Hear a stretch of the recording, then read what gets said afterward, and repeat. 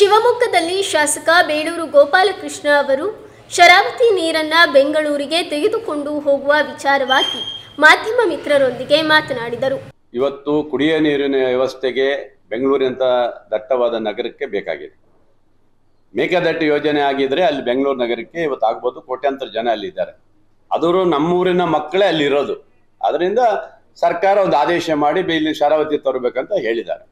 ಅದನ್ನ ನನ್ನ ಗಮನಕ್ಕೆ ಬಂದಿದೆ. ಈಗ ನಾನು ಸರ್ಕಾರದವ್ರಿಗೆ ಹೇಳ್ತಾ ಇದ್ದೇನೆ, ಸಾರ್ವಜನಿಕರ ಅಭಿಪ್ರಾಯಗಳನ್ನು ಇಲ್ಲಿ ಕೇಳಬೇಕಾಗತ್ತೆ. ಮತ್ತೆ ಇಲ್ಲಿ ಮುಳುಗಡೆ ಸಂತ್ರಸ್ತರಾಗಿದ್ದಂಥ ಜನರಿಗೆ ಮೂಲಭೂತ ಸೌಕರ್ಯವನ್ನು ಕೊಡಬೇಕು ಮತ್ತು ಹೊಸನಗರ ಸಾಗರದ ಜನರಿಗೂ ಸಹ ನಿರಂತರ 24 ಗಂಟೆ ಕರೆಂಟ್ ಕೊಡಬೇಕಂತ ಹಿಂದೆ ಒಂದ್ಸರಿ ನಾನು ಯಾರು ಹೇಳಿದ್ದೆ.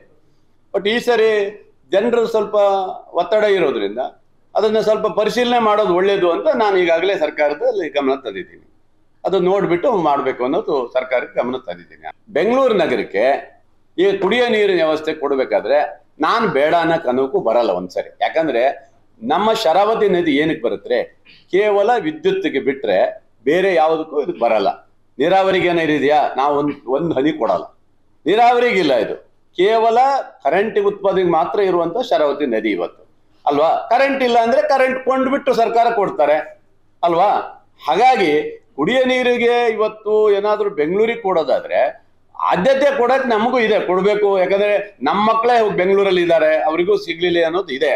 ನಮಗೆ ಒಂದು ಇಲ್ಲಿ ಸಾರ್ವಜನಿಕರ ಅಭಿಪ್ರಾಯವನ್ನು ಕೇಳಬೇಕು. ಸ್ವಲ್ಪ ವಿರೋಧ ಇರೋದಾಗ ಸ್ವಲ್ಪ ನಾವು ಸರ್ಕಾರಕ್ಕೆ ಗಮನ ಸೆಳೆಯುವಂತ ಕೆಲಸ ನಾವು ಮಾಡ್ಬೇಕು.